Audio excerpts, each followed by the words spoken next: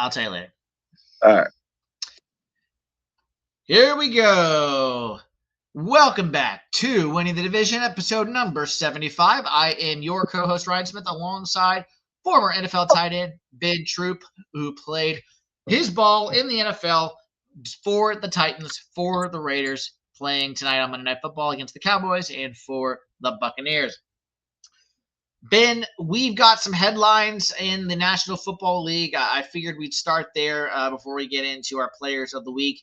I know you have I know you want to talk about Jamar Chase, so let's get this one out of the way. Jamar Chase, Spitgate Part 2 with Jalen Carter from the season opener back then. You remember that, boys and girls? Yeah. Ladies and Of gentlemen? course, of course, of course, of Little bit course. ago.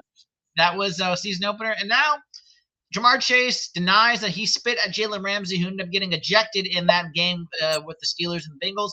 But it turns out Jamar Chase got suspended one game officially for that spitting. And I'll let you talk about that in a second, and I'll just I'm going to combine these headlines so we don't take up a lot of time. And then the other big headline so far it was Shedeur Sanders. His home was broken into during the NFL debut.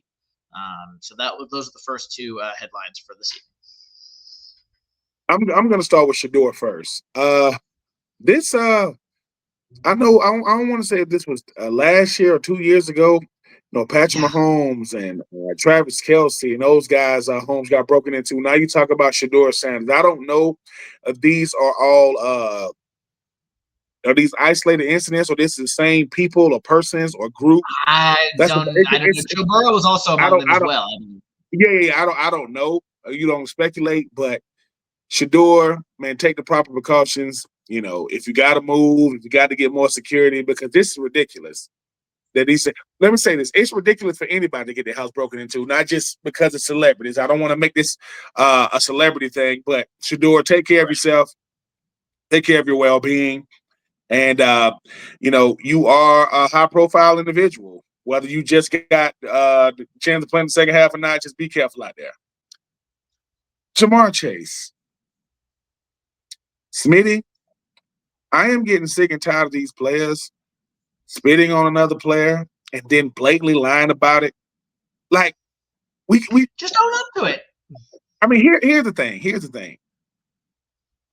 I mean, Smitty, we have children, and sometimes they do things. And I'm not comparing Jamar Chase to a child by no means, but sometimes we ask them questions just to see if they're truthful. We already know the answer, and we already know. Like, this was the biggest layup. Number one, is Jalen Ramsey a fiery player? Yes. Is Jalen Ramsey a very emotional player? Yes. Is Jalen Ramsey usually get talking trash to a lot of these receivers that he go up against, aka AJ Green? Yeah, he is. But he ain't just swinging on you just because of something you said. Like, come on, he's been playing this game way too long. He's a trash talker himself. I do not respect it. You spit on the ground. Which means if you spit on somebody, it's like you saying, man, you beneath me, you the ground to me, you the floor to me, you underneath my feet. I don't want to hear no justification for it. Smitty, I'm a very mild-mannered dude. I'm going to do my best to always be, a God-fearing, very, very empathetic, patient man. You spit on me, all bets are off. You can throw. I'm going to repent after, and I'm going to ask God to forgive me after, but I'm going to lay my paws on you because, number one, it's what it says. It's what it says. There are certain things you don't do. You don't slap somebody. You don't disrespect me. You don't spit on nobody. Jamar Chase, look, it's what you done an indictment on your present career, future career, and post-career? No, it's not. But this doubling down saying you're going to try to appeal the suspension to somebody, and then you're going to come out and say, if I was going to spit on him, I would have spit in his face. You spit on him. Doesn't matter where you spit on him. Oh, I didn't spit in here if I was gonna do. No, you did do it. You did do it. So Jamar Chase, Jalen Carter, anybody that's ever done it, we don't do that over here. And we ain't condoning it over here. And anybody, and I mean this, anybody that's trying to come to the aid of Jamar Chase saying that he ain't that type of person, I don't want to hear what type of person we saw him do it. Did he make a mistake? Yep. Should he have done it? No. But come on, we saw Jamar own up to it because the same people you're gonna try to appeal to are the same people that gave you a suspension. I think Derek Brooks or somebody like that, former Tampa Bay Buck there, but former teammate of mine, Derek Brooks. I think he's gonna look at the appeal. He's not gonna. It's gonna be upheld. And you lucky you got one game. I would have gave you 2 games at least. I would have gave you 2 at least. But Jamar, do better. And once again, somebody in the front office or the PR department of the Cincinnati Bengals is once again showing you why they are the worst. The Cincinnati Bengals front office and the PR department is the worst. Somebody needs to pull them to the side and say, Jamar, shut up. You did this. You did it. We saw it. There are 150 different angles on the NFL football field on any given day.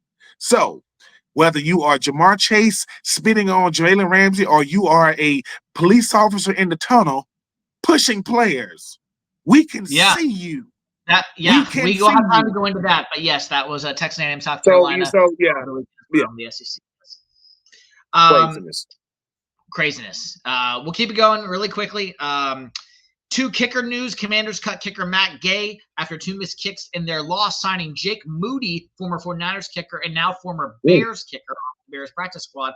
Speaking of the 49ers, my Carolina Panthers won't be playing against Eddie Pinheiro, their former kicker, as Pinheiro is now out with a grade 1 hamstring, and the 49ers will be starting the process of signing a new kicker tomorrow or Wednesday, so holding tryouts for a kicker this week. Hard to find consistent help these days in the kicking department. Somewhere, there is a one Justin Tucker who was hoping that there is a strong enough organization. Because here's the thing, Smitty, Justin Tucker is out there. But here's what Justin Tucker got to understand. We got to have a strong enough team, head coach, culture, and front office that can protect you, because that damage control gonna have to be top notch. No. And it's not many teams out there that have all those things I just said. But I don't know if Justin Tucker's gonna get another opportunity. But if somebody did, they're gonna have to have a damage control campaign already on deck if you do indeed sign him. All right. I'll get last one. I'll give you all these at once. Abdul Carter, New York Giants defensive end, said he was actually rehabbing during the Giants walkthrough workout, but it was reported that he slept through the workout, but he said he was rehabbing through the workout. Falcons wide receiver Drake London. He slept through the walkthrough. The walkthrough, yes. Falcons wide receiver Drake London out this week, coming up with a PCL injury. Jets benching Justin Fields for Tyrod Taylor. And unfortunate news for your Falcons, quarterback Michael Penix is expected to miss the rest of the season. Still not sure what the injury officially is, but it was diagnosed as a partially torn ACL, is what was reported. Well, I feel bad for Michael Penix starting with him, a partially torn ACL, which means he's probably going to be sidelined for the rest of the year, no matter what, because a guy that, he's obviously he's your present and your future, so you're going to have to sit him down for the rest of the year. And obviously that decision is much easier when the season doesn't really have, much promise left to it. You feel awful for Drake London. I mean, a guy that's definitely one of the best receivers in the league, if not one of the best receivers, if not the best receiver in the NFC South. That's taking nothing away from Ted McMillan or Ekbuka or even Mike Evans and those guys. Of course, Olave, he's proven himself to be a very, very consistent player. Justin Fields, sir. I mean, Woody Johnson ain't got nothing to do with this.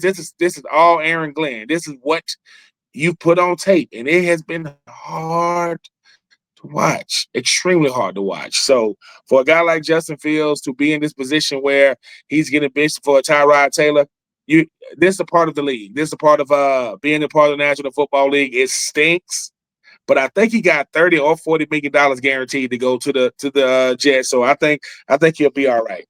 Abdul Carter, just be quiet. Like, what do you think it matters? Do you think it matters, Keon Coleman? You think it matters, Keon Coleman, that you missed the meeting? No. Abdul, no, I wasn't asleep. I was rehabbing. Oh, you were rehabbing. Did you miss? Yeah. Does it matter? No. I mean, can't you rehab at the facility? Smitty, these are the type of things that never happened when I played. On teams I was on, whether I was with the Bucks, as bad as the Raiders culture was, and it was bad. Lane Kiffin was a head coach, by the way. That's another story for another day. We're gonna have to start doing story time on here, brother. But I think it makes it worse, Smitty, when you say, if I was going to spit on him, I would spit on him in his face, or I was only late because I was rehab, but I was asleep. You didn't make it. Period. Like, just say, hey, I was wrong. That's a part of being a pro. When you have to interview and answer questions, that's the best you got, Anthony Richardson. Why you take yourself out the game? Because I was tired. What the? Are we really?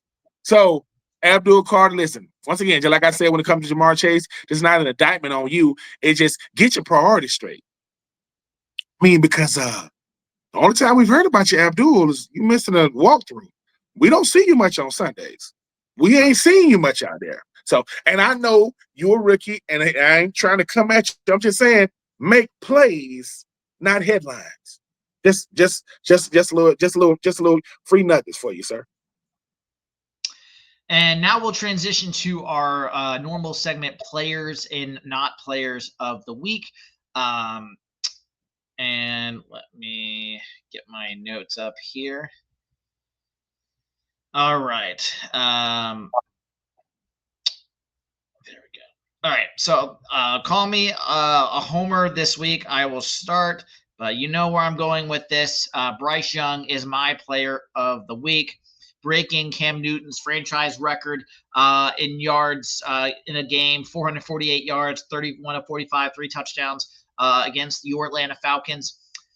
Ted McMillan had himself a day as well, 2 tutties, 130 yards, 8 catches. But Bryce Young coming off a bum ankle and really not 100% from that high ankle sprain, though it was a minor one, definitely re-aggravated it during this game on a Billy Bowman sack.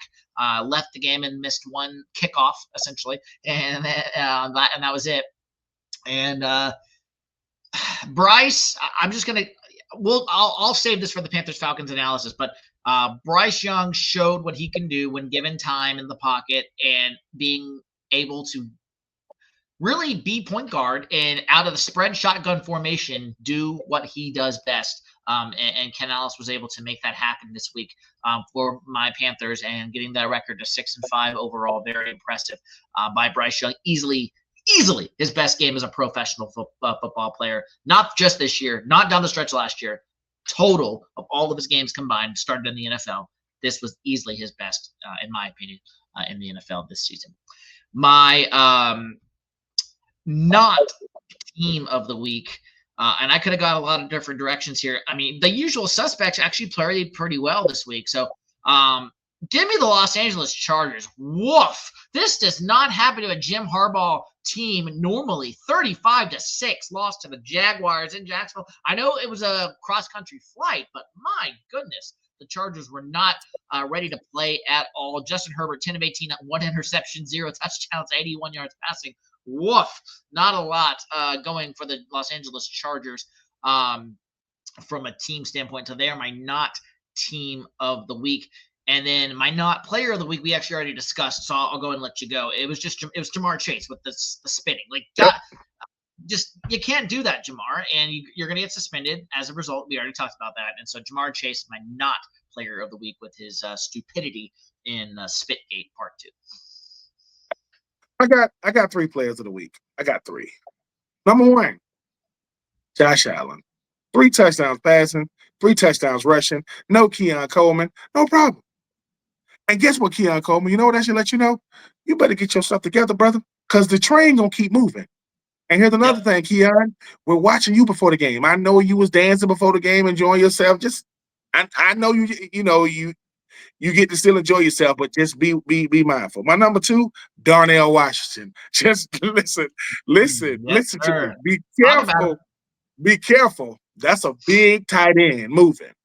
And yeah, I mean, if you are a Cincinnati Bengals DB, linebacker, safety, that's called business decisions. That's a lot of man coming at you.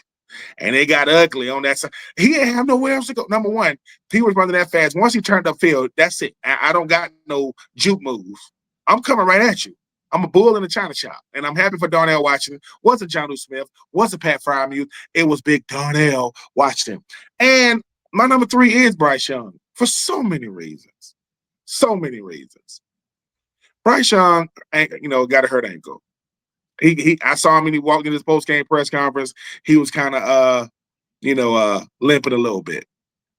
Sometimes great things happen to great people. They just happen to be great football players. And I think Bryce Young is all of them.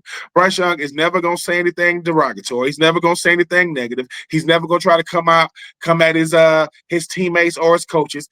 He always going to say, look, I'm going to put it on me. And Smitty, this was karma.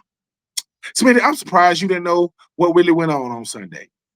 I remember there was a game with the Atlanta Falcons and your Carolina Panthers. And there was a player by the name of Julio Jones that went off 300 yards passing against Luke Kuechly. And I said one day, they're going to get us for this. What you mean? I remember I said, I don't know when it's going to happen.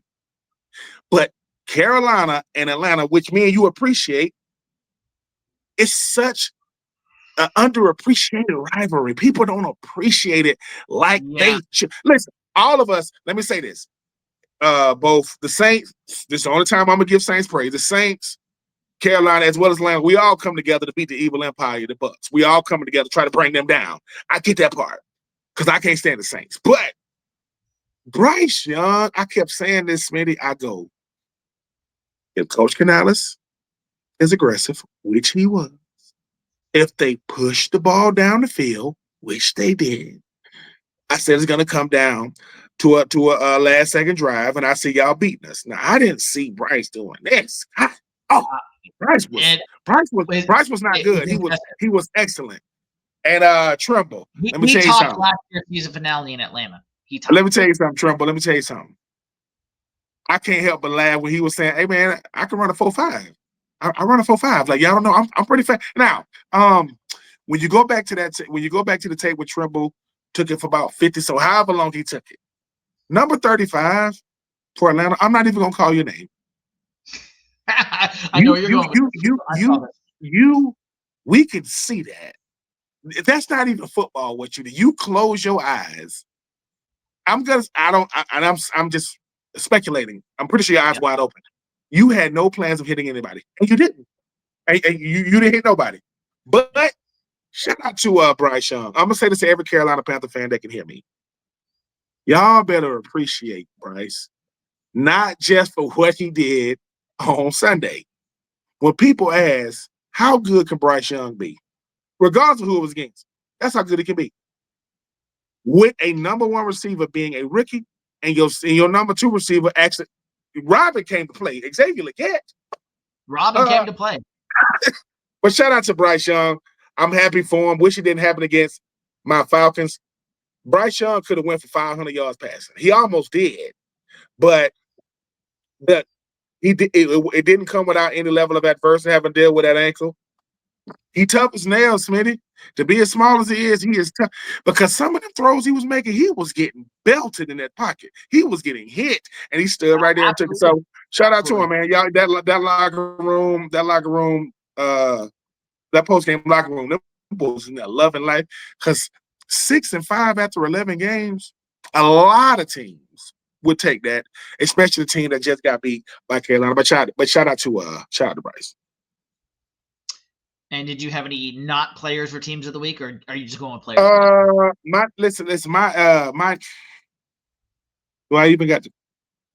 not team of the week is the Titans.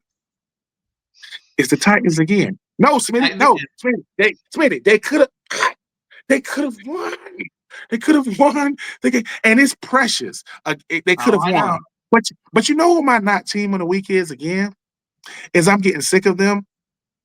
It's Detroit. Why is it Detroit can't beat good teams? When they'll look like world beaters. They shut them down, Smitty. Shut down Montgomery, shut down Gibbs, Amon St. Brown. Let me tell you, and you said it. Amon St. Brown is real good when he's real good, but he don't got no in between either. That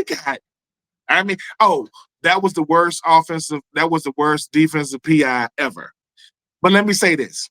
Just say they don't call the defensive PI on Detroit. Is Detroit gonna get the ball back and march the ball down the field? No, because they didn't do it all game. So don't act like that's the reason. So Chris Collinsworth all demonstrative. Oh, that's the worst call. Calm down, Chris Collinsworth. But Detroit is my not team. You already said the Chargers. You want to know why people don't believe in the Chargers for real? That's ridiculous. They got ran off. They got embarrassed. That's embarrassing. And honorable mention, um, Sam Darnold. Throw the ball to your teammates. Yeah, we'll get into Are Sam. you? I'm just Yeah, saying, are that you was gonna go out that there was just ugly. throw the ball to your teammates? But That was ugly. All right, we're 20 minutes a in. lot of bad to go around. Absolutely, absolutely. We're 20 minutes in. I'm gonna fly through these recaps so we can get to week 11. Hard to believe we're Let's in do week 11. My golly. All right. Here we go. Thursday Night Football. The New England Patriots 9-2, 27-14 win over the New York Jets. Jets are now 2-8 on the year. The New England Patriots 8 straight victories in a single season for the 8th time in franchise history. The first without Tom Brady. They reached the Super Bowl in 4 of those previous 7 seasons, but only won 1 of those Super Bowls.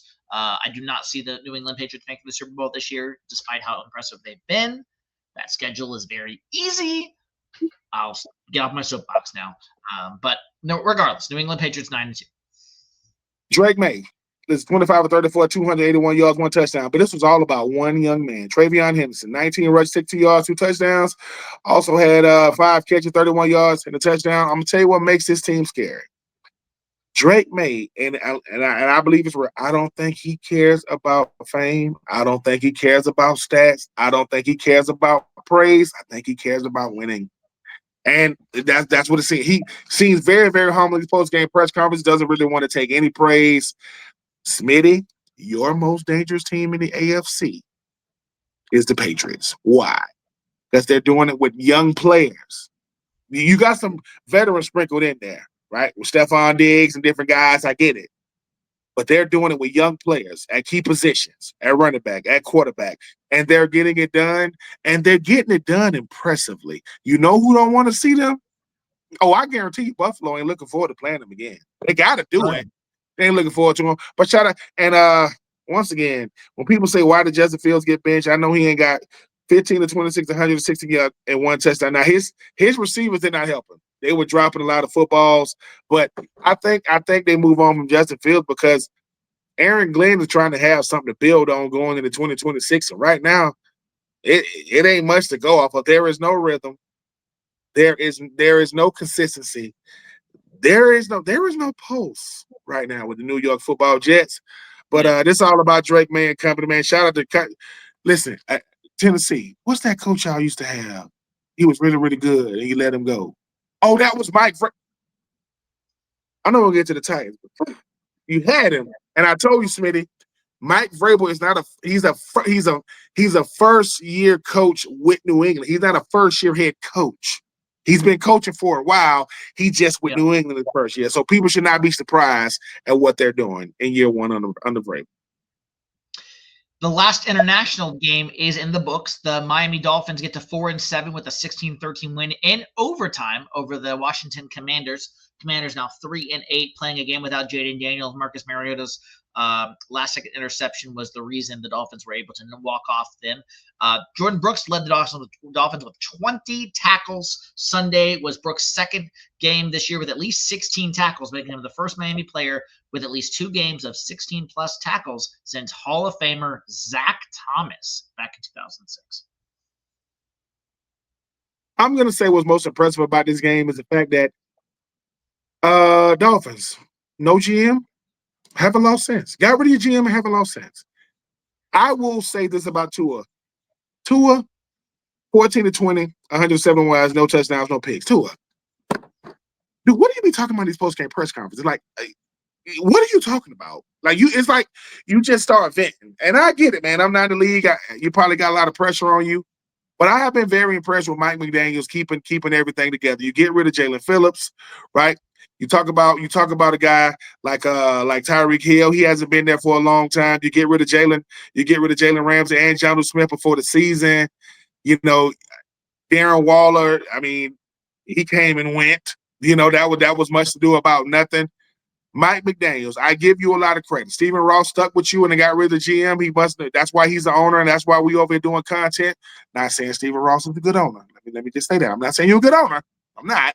I'm just saying you chose one over the other. But shout out to the Dolphins finding a way to keep things rolling. And Smitty, I know this is crazy, and I know people ain't gonna believe this. Yeah, They still got a shot to be.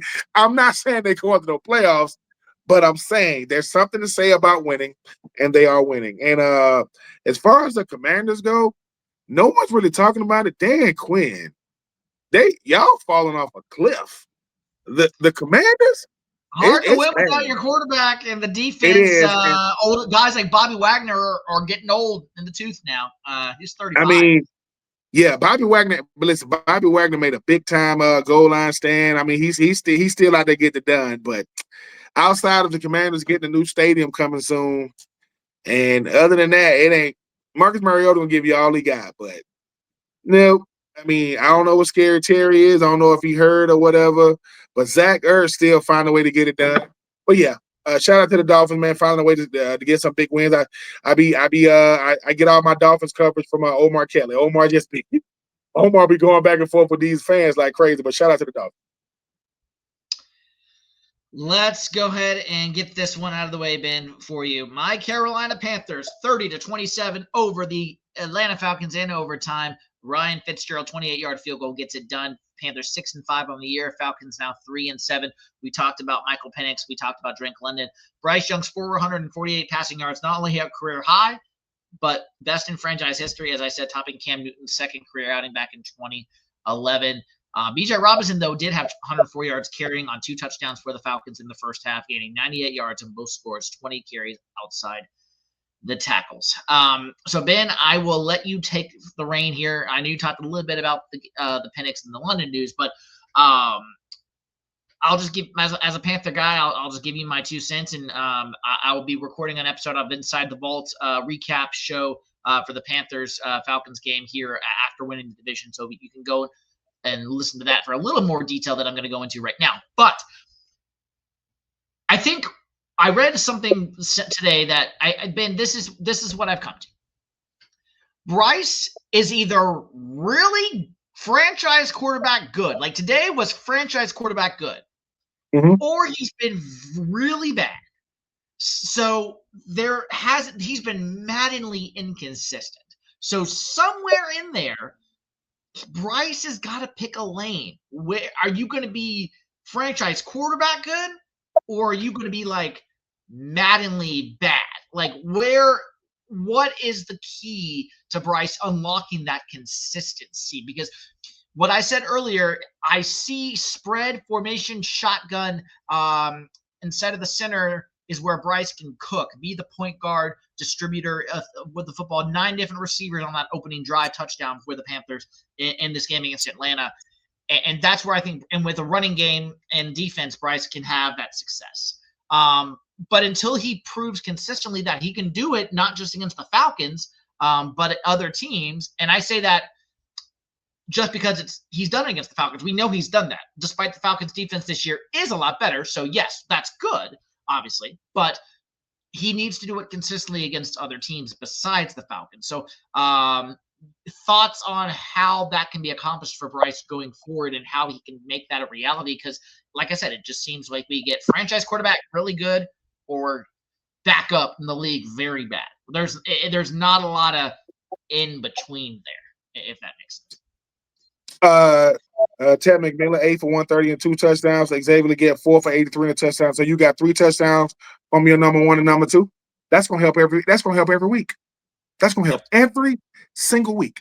You notice, right? Let me show you why he was really dealing. This is why you know he was really dealing.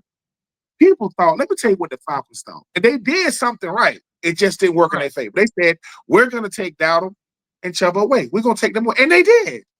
Dowdle was 19 for 19 rush, 45 yards. Chuba was 4 for 21. So they took him away. And guess what? Bryce was like, all right, Bryce, y'all think that's all? Because they thought that's all Bryce had. They thought that they said, hey, Ted, at a certain point, man, you got to show him you more than a possession receiver. Xavier, you got to earn your check. All right, cool. Bryce Young has been inconsistent. A lot of quarterbacks have, though. See, Bryce Young have to do something the other quarterbacks not doing. How many quarterbacks can do what Bryce did on Sunday? Not many. It ain't many in the league can do what he did on Sunday. I don't care who they are. And there are certain ones that can. I know there's here's the thing, Smitty. I told you this. If you are Coach Canales, just be aggressive. Look, Smitty, you can live with being aggressive because you sick of conservative. You're like, dude, I don't want to see that. You said this. You said if Bryce ain't throwing the ball away to the other team and they ain't doing crazy stuff in the first quarter, they're gonna be hard to beat, or at least they're gonna be there in the end. This is what made Atlanta nervous. Carolina wouldn't go away. Atlanta gets a lead. Here come Carolina. Here come Carolina. And I said, Jesse Bates and Pierce and those guys on defense. It's like they ain't even there. Atlanta, for a guy like Bryce Young, he says, look, man, I respect Atlanta, but they don't want to. That's a team that I'm trying to establish, because once again, yes, I think y'all are gonna beat New Orleans the second time, and yes, y'all already beat Atlanta twice. What Carolina showed and Bryce showed on Sunday here, like, dude, when people be saying, "Hey, man, how dangerous can this dude be?" This is what. Now, let me say this. It's not gonna be many times you go to a box score, you go, yeah, 448 yards pass, yeah, 3 touchdowns. Usually, when you throw the ball that many times, you throw a pick. You threw the ball 45. You ain't throw no picks. 3 touchdowns. Yeah. So I was very impressed. I was very impressed with Bryce Smitty, because that's what he does. That's what he does. That's what he's capable. Let me say this. That's not what he does. That's what he's capable of doing. And Smitty, now he's in the record books. So Cam just went, or Jake Delhomme, or whoever it was, they just came down. Cam. So I think for Atlanta, Smitty, and I'm gonna say this, and I'm gonna be done with it. Remember when I kept telling you about Atlanta radio, Atlanta Sports Talk Radio, and all this was talking about Carolina? They always started with Bryce Young. Because Smitty, they've seen him. Look, if I came and saw him play last year, you know the meme they kept showing? Even though Trimble, they kept showing the pirouette. Touchdown pirouette. If you are Bryce Young is very, very professional, because he's very, very respectful. He's not going to say anything crazy. But underneath that smile, he's like, hey, dude, I'm coming. And right now, Carolina's 6-5. With momentum. With a very favorable schedule moving forward. When I say favorable, that means we could beat everybody coming. Look, I'm not saying. As you say, number one hardest statistical down the stretch. Yes. Think about this. Sam Darnold let you know he's inconsistent too, isn't he? Yep. A lot of these quarterbacks are inconsistent. We just judge them on their best performances. So just do this. Put Bryce on the same favorable curve that we do Sam Darnold, that we do Josh Allen. Because when they have bonehead plays and games, we go, they're gonna do that with Bryce. Just do that with Bryce. So, but for one evening in Atlanta, he owns the dome, man. That dude got real estate in downtown Atlanta, man. It's hard not to be impressed with what you saw, man. It was very impressive. And Raheem Morris. Yeah. Man, I just no words. Jesus. Okay, I'll keep going. The Buffalo Bills get to 7-3 with a 44-32 win over the Tampa Bay Buccaneers, who fall to 6-4 on the year. Panthers now a half game back to the Bucs in the NFC South. This was the Bills' first win this season in a game in which they had multiple giveaways. They were 0-3 prior to that. And shout out to the score bug nerds out there. First time in NFL history that we've had a 44-32 NFL score. Really? I mean, so them stat guys, them guys that they used to intern at Geek Squad at Best Buy. They letting you know, hey man, we letting you guys know. 2 things. Baker Mayfield, 16-28, 173 yards, 1 touchdown, 1 pick. I mean, Tucker had 19 rushing, 106 yards, 2 touchdowns. Baker Mayfield had one rushing touchdown. Ibuka, 5 for 40. Sterling Shepard was 12 for 54. Here's what makes the Bills dangerous. Josh Allen, 19-30, 317 yards, 3 touchdowns. He had 2 picks. But let me tell you how you make up for the picks, because you can make up for them. He also had 6 rushes, 40 yards, 3 touchdowns. If you I'm looking. Listen, I don't see no Dalton Kincaid. I don't see no Keon Coleman, and he still had 3 touchdowns. The Bucs should be nervous, because the Bucks are proving right now that maybe their best football is behind them. I don't know, but they ain't playing as good football as of late. Baker Mayfield body is shutting down on him, meaning he's not the biggest dude. And I told you, Smitty, you only feel the hits when you only feel the hits when you lose, and you don't feel it when you win it. But Buffalo is gonna be there in the end. I mean, you know what they are, but Buffalo, as good as they are still second in the division behind Drake May and company. But this was very impressive by the reigning MVP Josh Allen. If you are the Bucks, I don't know if getting healthy is gonna help you. I don't know if Mike Evans coming back or Bruce Irvin, Bucky Irvin is coming back is gonna help you. Because guess what? Because guess who the Bucks? Guess who the Bucks are fearful of right now? And that's gonna be Carolina. Cause that dude. Because it looked like they was running away with it, didn't they? They're not. They 6-4, and I know Carolina 6-5. But shout out to Sean McDermott and company, but keeping it, but making sure that they don't get too far in the review with them Patriots. The Jacksonville Jaguars get to 6-4 on the year, 35-6 victory over the Los Angeles Chargers there in Duval. The Chargers now 7-4 on the season. Their playoff hopes are fading fast. The Chargers led the NFL in average time of possession going into Week 11 at 33 minutes and 35 seconds. On Sunday, possessed the ball just 22 minutes and 5 seconds, their lowest of the season. The last time the Chargers came to Jacksonville, it was in the playoffs, and they lost. And Trevor Lawrence, 27-3 deficit. Yes. And Trevor Lawrence had 5 interceptions. I think 4 in the first half, and they lost. I think he might have had about 5 in the first half, but I know he had 5 interceptions. Justin Herbert, the company, came in with the momentum. They just left with nothing. Justin Herbert was 10 of 18, 81 yards and a pick. Trey Lance had to come in. He was 3 of 8 for 37 yards. I mean, Keenan Allen had 4 catches, 58 yards. I mean, Gaston had 2 for 41. No, this is all about the Jags. Trevor Lawrence. And he was pedestrian. Look, Trevor Lawrence, the 14-22, 150 yards, 1 touchdown, 1 pick. Then Tootin had 15 rushes, 74 yards of the touchdown, and Travis Etienne had 19 for 73 and 2 touchdowns. This defense just dominated them all game. Armstead had a sack. Josh Hines-Allen had a sack. Right, they was in the backfield. I'm just gonna say this about the Chargers: they're pretenders until I see anything else. I don't want to hear anything. Remember that first win of the season against Kansas City? That's looking like much of anything because Kansas City. Right now, they stand to not making the playoffs. But if you want to know why people are frustrated with the Chargers and why people are frustrated with Jaguars, just look at this game. If you are a Jaguars fan, you think, I mean, what did we take from this? Because they look like world beaters on Sunday and then look like pretenders. And if you are a Chargers fan, you thinking, dude, who are y'all? Like, who are y'all? Yeah. I mean, you got Keenan Allen, you got, you got all these players for what? I don't want to hear about Derwin James. I don't want to hear, about all these players, Khalil Mack and them. Y'all like they're looking bad. 35-6, y'all got dominated.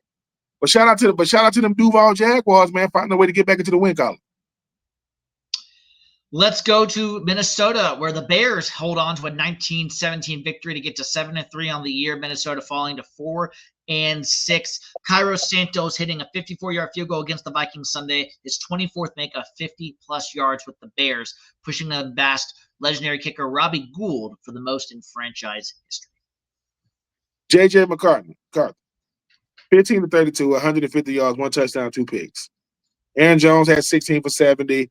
Mason had 6 for 45 in the touchdown. Justin Jefferson had 5 catches, 61 yards. T.J. Hawkins had 3 for 39.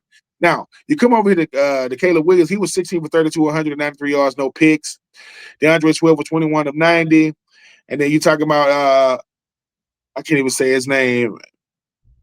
Manangai. He had 1 touchdown. The Bears are the scariest team in that division right now. They are scarier than Detroit.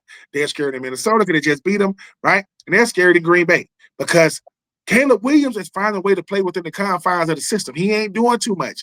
He shows how incredible he can be when he needs to be. He improvises when he needs to be. And Ben Johnson looking like coach of the year right now. I know what's going on with the Colts, right? And I know what's going on in other places, but right now, the coach right now is looking like coach of the year. 1, Mike Vrabel. 2, I'm going to say Ben Johnson. You know who I'm saying number 3 is? The people ain't going to like it. Yeah, Coach Canales. He looking like coach of the year. Because if his team make the playoffs and they win that division, that's why. If Carolina makes the playoffs, which I know is still early, that's why we call it winning the division, because you get to control your own destiny. But Caleb Williams is buying what Ben Johnson is selling, and it is working. I know he had on I know he had the Incredible Hulk looking green fingernail. He paints his fingernails, man. Get over it. That's what he does. That's his thing. It ain't that big of a thing. Cool. But they win a game. So shout out to them Chi-Town Bears. Cause don't look now. But the Bears to the NFC, it's kind of what Denver is to the AFC. No one saw this coming. We'll see, though. Their schedule is very hard down the stretch as well. They still got Detroit, Green Bay twice, San Francisco, Philly. Hard schedule, though, for the Bears down the stretch. So we'll see. Green Bay Packers snap a 2-game losing streak, getting a 27-20 victory over the New York Giants. 6-3-1 is now the Packers' record. Giants falling to 2-9. James Winston started the game for the Packers, but it was their defense that allowed 20 or fewer points in 7 of their first 10 games this year. The first time Green Bay has done that since 2010, where they won the Super Bowl with Aaron Rodgers, and it was a wild card as well, not a division winner. Green Bay that won that Super Bowl back. I believe it was they were the 7th seed, if I'm not mistaken. So that is a thing. But anyway, 27-20 Packers over the Giants. Jameis Winston gets the start over Russell Wilson, obviously with Jackson Dart being hurt right now. 19-29, 201 yards, 1-7. Took him all game to throw the pick, but he did throw the pick. Singletary had 16-44 for 2 touchdowns. Hodges had 5 for 57, and then you go over to Jordan Love. He was 19-24, 174 yards, 2 touchdowns. Malik Willis was 2 for 2, 6 yards and a touchdown. Jacobs was 7 for 40. Wilson had 1 touchdown, and then they kind of spread the ball around with Dobbs and Watson and Williams and Golden. For everybody that think that Micah Parsons is an okay football player, I want y'all to go see the play that he called game. 3 guys were blocking him. 3. He still got off all 3 of them and was still able to get there. Micah Parsons had 1.5 sacks. He is more than worth it. Jameis Winston, let me say this to you, sir. Thank you. Thank you for how you enjoy your teammates, how you enjoy going to work, how you enjoy the process, how you and your wife was praying before the game, how you seem to enjoy these moments. Yes, former number 1 overall pick, Jameis Winston out of Florida State, right, who originally was with Tampa, then he was with, the Saints, he was with Cleveland, now he's with – he enjoys being a mentor to Jackson Dart. He enjoys being a good teammate to Russell and Jackson Dart, and he enjoys being a good teammate to the rest of the team. He lost 27-20. He had a pick at the end of the game, but they were still in the game. Jordan Love and company are looking around their whole division saying, hey, man, I go Chicago. Minnesota's kind of frailing right now, and you still got to deal with the boys from Detroit. So they got a big win. They made it a lot more interesting than we thought it would be. But shout out to Jameis Winston was showing it just because I haven't played a lot of football this year. I can still go out there and give you some quality snaps. But shout out to Green Bay for getting a big win. Let's go to Pittsburgh, the Steel City. The Pittsburgh Steelers 6-4 on the year, 34-12 over the Cincinnati Bengals, who are now 3-7. Aaron Rodgers did leave with an injury in this game. We'll see how that goes going forward. Hand injury. Pittsburgh's 2 defensive touchdowns, the most in a Steelers game since their Week 2 win over the Browns back in 2023. Steelers defense showed a lot of life in this game. I know it kind of get overshadowed because of what happened with Jalen Ramsey and Jamar Chase. We've already addressed that situation. Jamar Chase, you dead wrong for that. And Jalen Ramsey, hey man, I respect everything you did. And I think you still kind of controlled yourself given the situation. I think the thing about this game that stood out is, one, you got 2 game teams going in 2 totally different directions. The Bengals are 3-7, and it's not really going to matter if and when Joe Burrow does come back. I don't know why you would have him come back. They're not going to do anything. I agree. At this point, no, I would agree. And when Joe Flacco was told that Joe Burrow's going to come back, his words were, I quote, "I don't care." Like, I don't care. He said that. Aaron Rodgers that we mentioned, 9-15, 160 yards and a touchdown. Mason Rudolph, 12-16. 127 yards and a touchdown. The big man, Darnell Washington, 4 for 67, DK Metcalf, very pedestrian again, 5 catches, 49 yards. I mean, that investment is looking really, really suspect right now, not because he's not a good player, but because he's not really giving you the production for the type of money that they gave him. But Pittsburgh getting 2 defensive touchdowns shows that we have grown accustomed and grown up, believing and knowing that Pittsburgh is known for defense. They known for like big time defense. Troy Polamalu, you talking about Ryan Clark. I mean, the list goes on and on. When you talk about Joey Porter Sr. and all these different guys that's come through there, they're good. They're really, really good in spurts. But they Cam Hayward and TJ Watt and those guys, they Patrick Queen, they can get lost. They can get lost real quick. But they didn't get lost on Sunday. Even with Jalen Ramsey getting kicked out, they still was very, very dominant. No one thinks that the Cincinnati Bengals are a legit team or even a serious team. But Pittsburgh looked like the better team on Sunday. And if you have to tackle Darnell Washington, once that beef get moving, hey, well, you better get low. You better get low, and you better take his legs out, because if you try to hit him high, that might not be the best decision for you and your family. Y'all got families. Y'all got wives and kids and girlfriends and family up in the stands. Remember, they can see you. They can see you. One Cam Newton used to do the same thing to defenders when he was he would just shrug them off his shoulders as if they would he was as big as some linebackers out there. When he was playing for the Panthers. Shout out to Davis Mills getting the Houston Texans back to 500 without C.J. Stroud these last 2 games. The Texans 16-13 victory over the Tennessee Titans, now 5-5. Titans obviously down to 1-9. Not a good year for them, obviously, as we know. Coach already got fired. Davis Mills has won each of his 2 starts of 2025. This marks the first time that Davis Mills has won back-to-back starts since his 2021 rookie season, which were his first 2 NFL wins. Cam Ward, 24 of 37, 194 yards and a touchdown, also led the Titans in rushing, 3 rushes, 33 yards. I mean, Tony Pollard had 10 rushes, 22 yards. Chigwozium and Conquo, 3 for 56. Spears had 5 for 31. You mentioned Mr. Mills. 26 of 41, 274 yards and a touchdown.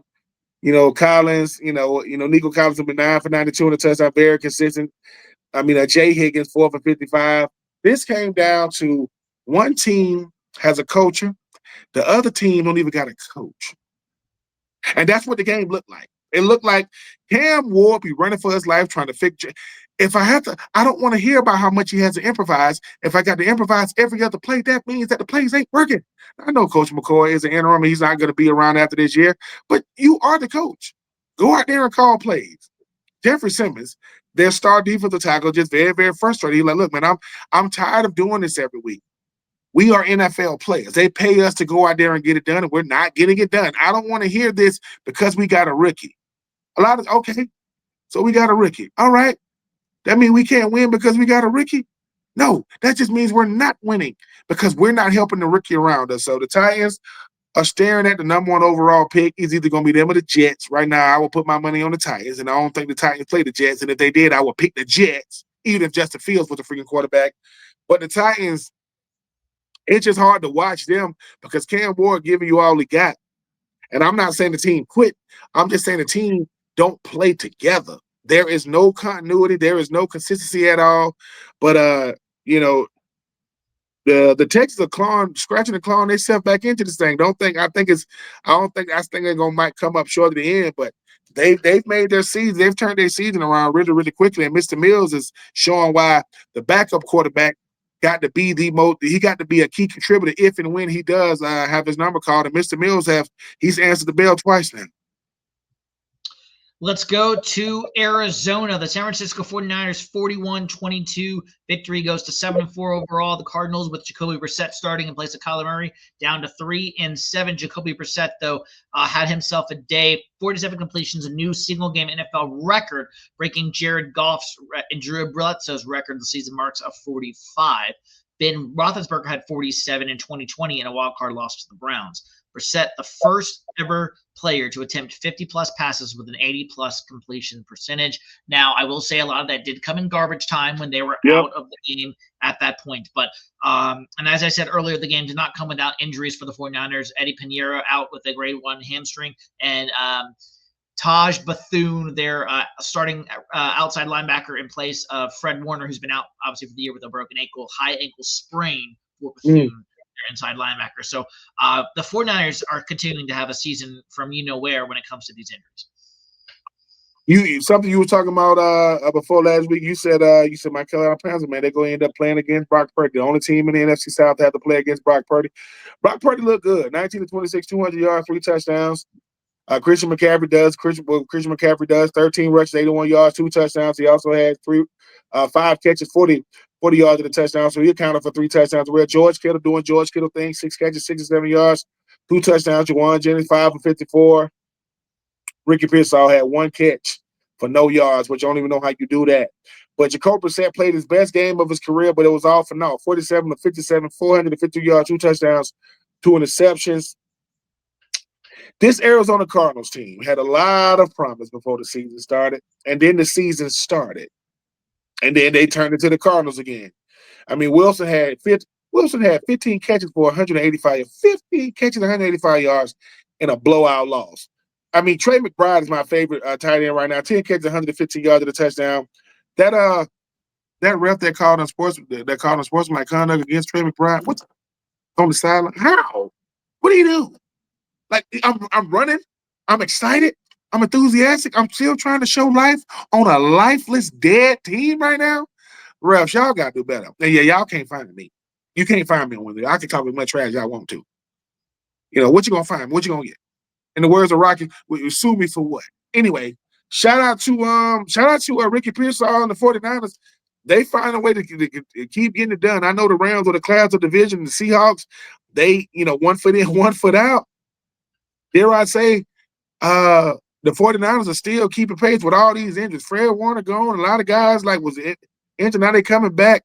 They finding a way to still keep, because they know it's going to come down to them last 3 or 4 weeks of the season. But, which we getting close to that right now. But shout out to the 49ers and Brock Purdy. They find a way to keep staying in the win column.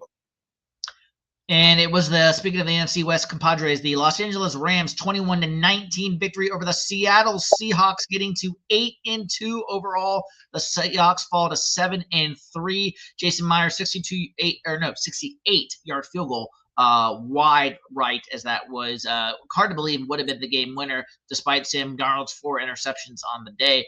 But the Rams are 8-2, as I said, to start the season for the first time since 2018. Those Rams started 9-1, finished 13-3, and lost the Super Bowl versus New England. That was the year Jared Goff went there with Sean McVay.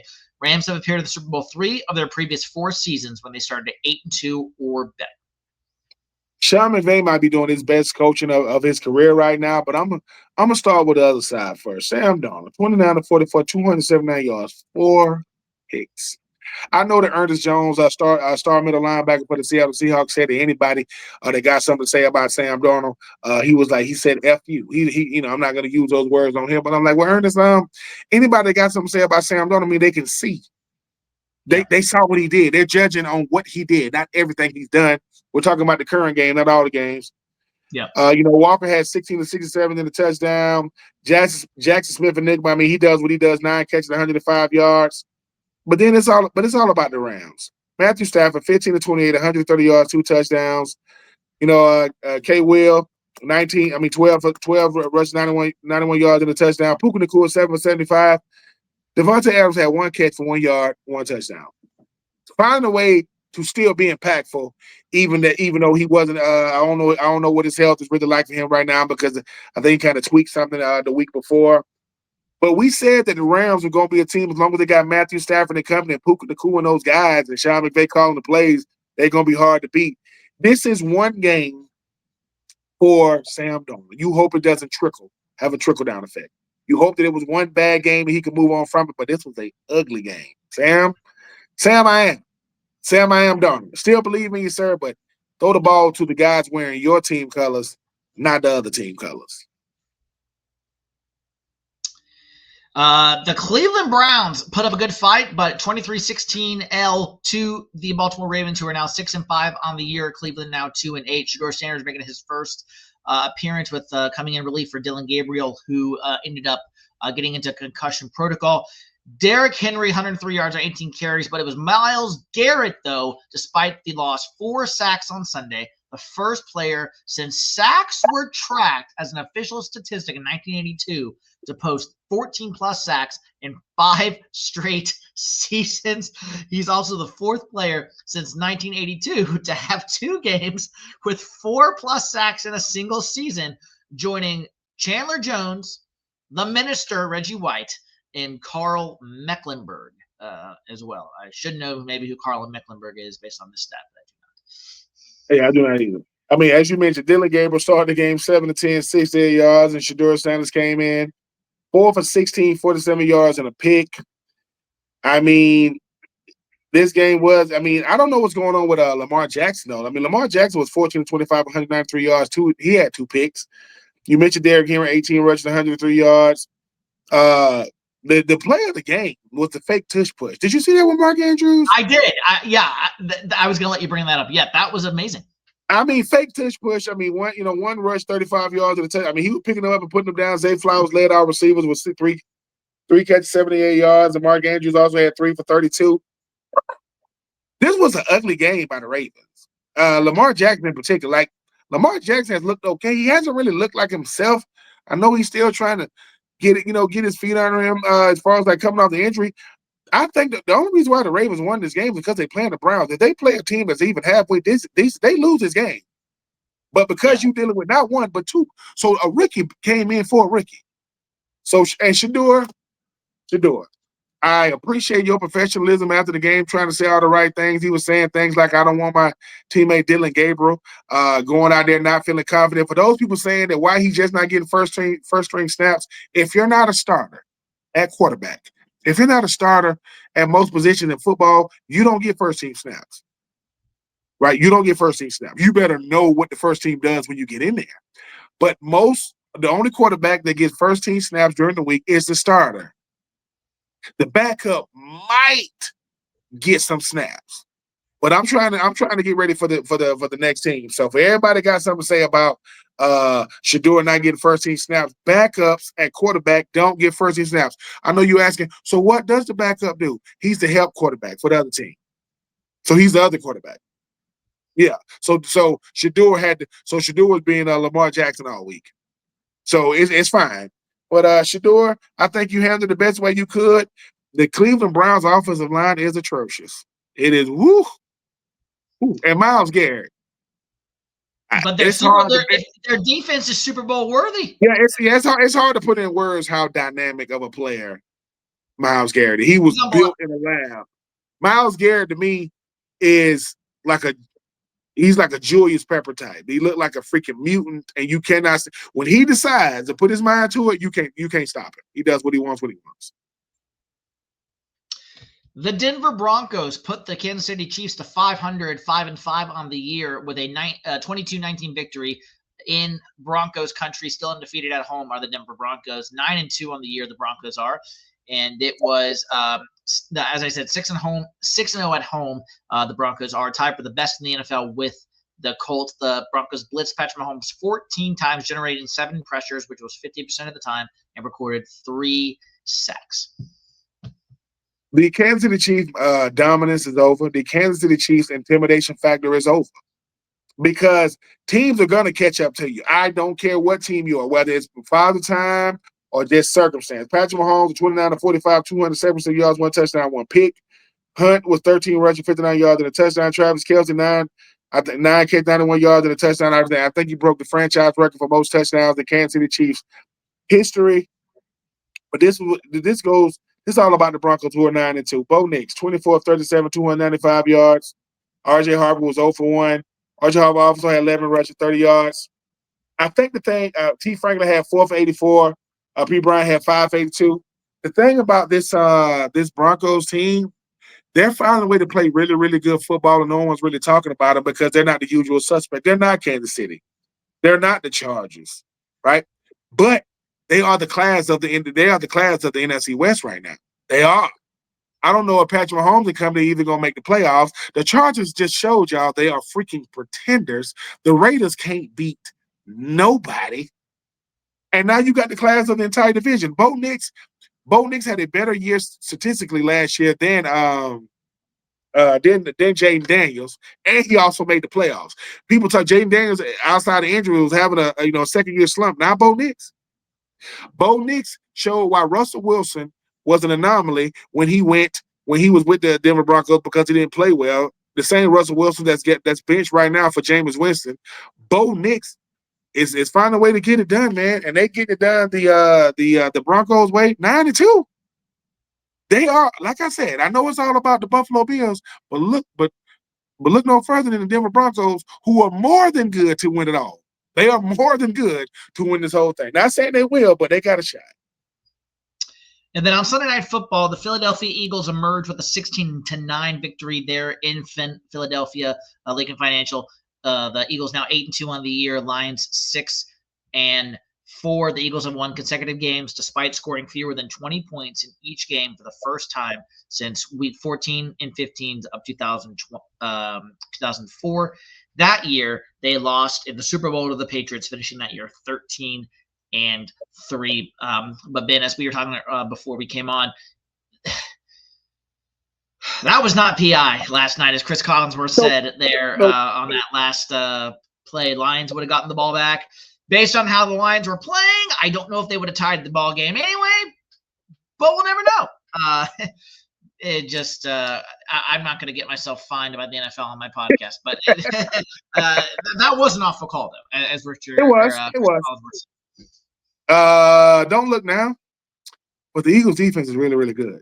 Jalen Phillips had a sack, who just came over from the Miami Dolphins, had a sack last night. Jared Goff, 14-37, 255 yards, 1 touchdown, 1 pick. Jahmyr Gibbs, 12-39. David Montgomery, 6-27. They neutralized him.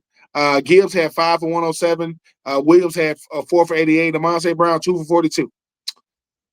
Then you go to it's all about the Eagles and their offense. Jalen Hurts, 14-28, 135 yards. Saquon Barkley, 26-83. Tank Bigsby had 4 for 34, and Jalen Hurts had 10 for 31 and a touchdown. A.J. Brown had 7 for 49. Jay Dawson had 2 for 43. Very pedestrian. But that defense ain't giving up much. With Jalen Carter and Kobe Dean, who I think also had a sack. You talk about Nolan Smith. You talk about Jalen Phillips. You talk about Azeez Ojulari. I think Cooper, if I'm not mistaken, I think Cooper DeJean had a pick. That defense is stingy, man. They are very, very, very, very stingy. And if you are anybody got to play the Eagles, the offense might not look the part, but you got to move the ball on that defense. And right now, the Eagles defense, they top notch, and that's bringing over Michael Carter. That's bringing over Jalen Phillips to go ahead and add with a Nolan Smith coming off an injury with Azeez. I'm sorry, you got Jalen Carter and those guys in the middle. It's gonna be tough pickings. Trying to Jordan Davis and those guys, but shout out to the Eagles find a way to still get it done. And like I said, with most teams that have a bunch of drama going on with A.J. Brown doing these cryptic messages, having to go upstairs and talk to the owner about not saying anything about the team, they are still winning. And that's what makes them dangerous. And then on Monday Night Football is currently at halftime. The Dallas Cowboys up 24-9 on the Las Vegas Raiders in Las Vegas. First game since Marshawn Kneeland's untimely tragic death last week during their bye week. And so the Dallas Cowboys are playing with heavy hearts tonight in honor and memory of Marshawn Kneeland. May he rest in peace. And we thank you so much for what Dallas has been doing this past week, establishing their foundations, GoFundMe's, and obviously supporting his Kneeland's girlfriend and obviously the child that's on the way with a lot of good contribution there, and just making sure that they are set for life and doing a good job, kind of making his memory felt there. I know they did something at the Ford Center, I believe, and kind of renamed something in Marshawn Kneeland's name, and so good to see that with the Dallas Cowboys. So I just wanted to say that very briefly before we moved on to our preview for next week. Did you go ahead? Did you? No, you good. No, you good. I think you said it all. I'm happy that what they're doing for his child and his girlfriend to make sure that they're taken care of. And hey, man, just like Sean Taylor's daughter, who never knew him and had to grow up hearing about him. Hopefully, his child to grow up hearing a lot of great things about a dad. Yeah, absolutely. Let's get into our Week 12 top 5 games of the week in our toilet bowls. And then I'm going to go record my other podcast here Inside the Vault.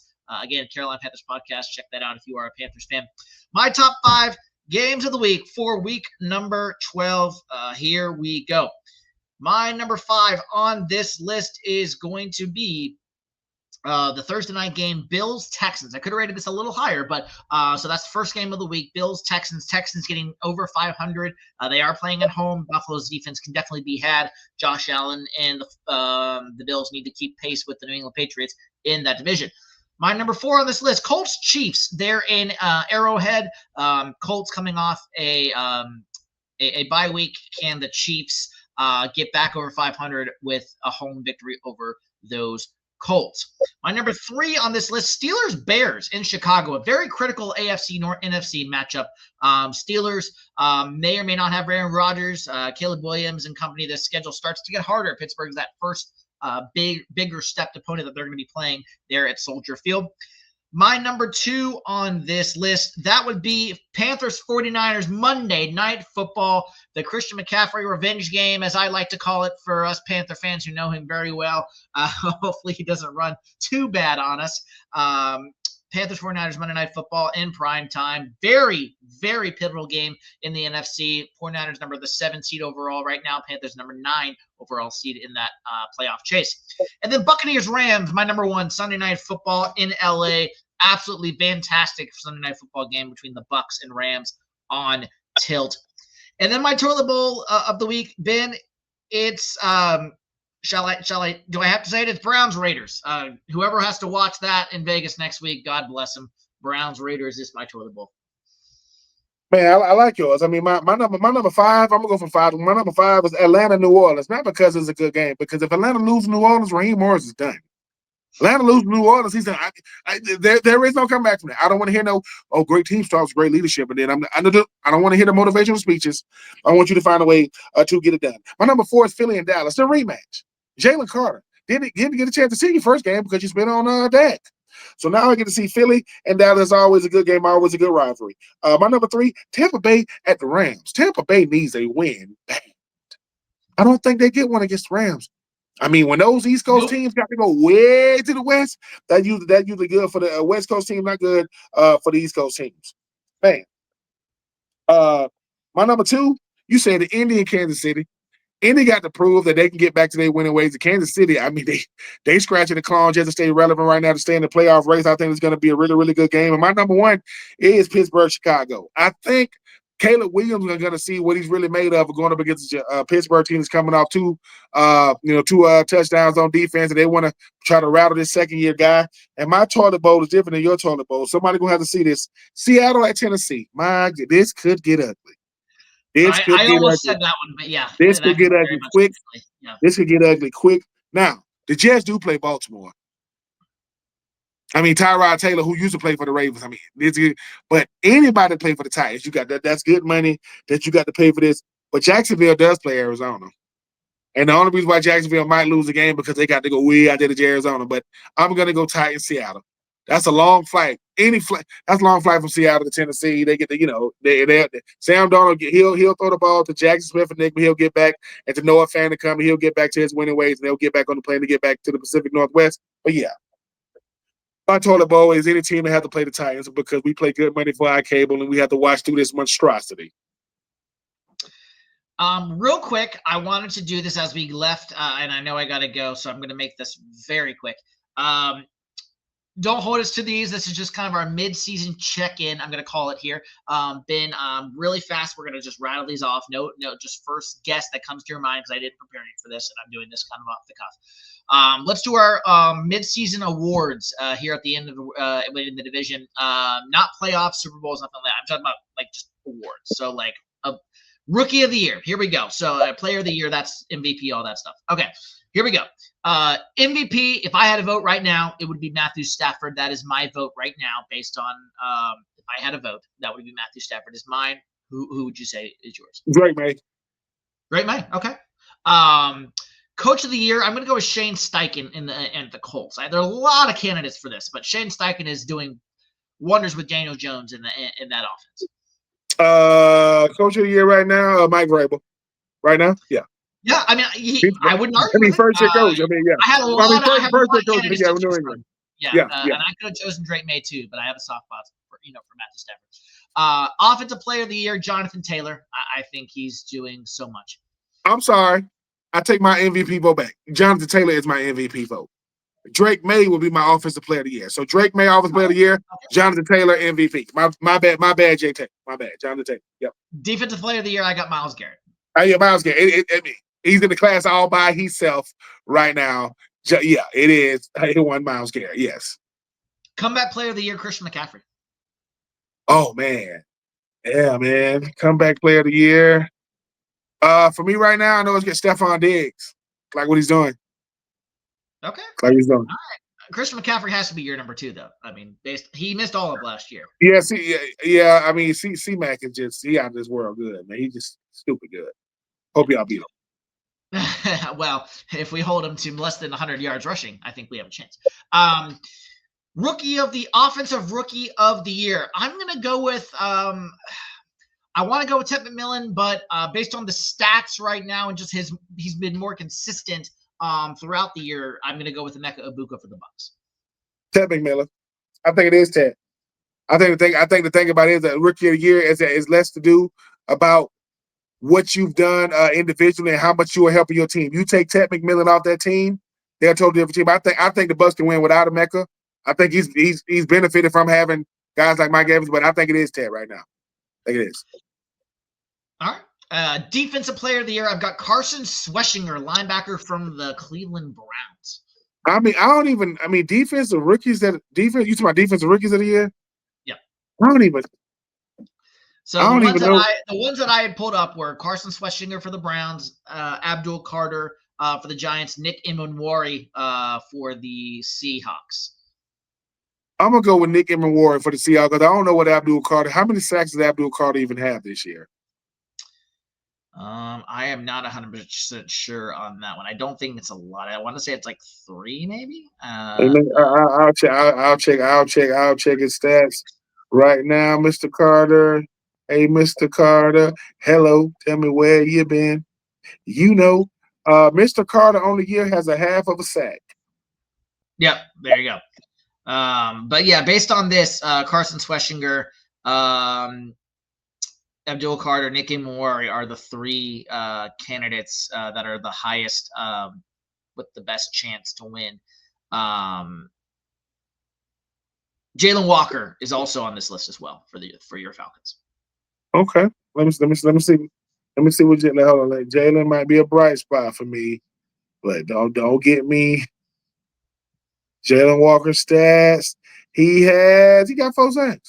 I can live with it. Okay, so your vote is Jalen Walker. I go Jalen Walker. He's trying to have a halfway, but he had 2 sacks against New England. He had 1 sack against Indy, and he had 1 sack. So he'll go no sack, 1 sack, no sack, no sack, no sack, 2 sack, 1 sack, no sack. So yeah, he's balling out of control right now. He had 3.5 more sacks than Abdul Carter. He has 4 more sacks, and Abdul Carter has a half sack more than Shamar Stewart for Cincinnati, and Shamar Stewart is hurt right now. Right. Well, thanks for indulging on me with that. That is our mid-season check-in for our awards. This has been Winning the Division, episode number 75. Rate, review, and subscribe wherever you get your podcast. And again, as we say on Winning the Division, you are either in your division or you are actually winning your division. We'll see you guys next week to recap Week 11 as we get set for another week here in the NFL. For Ben of Troupe, I'm Ryan Smith, and we will see you next time.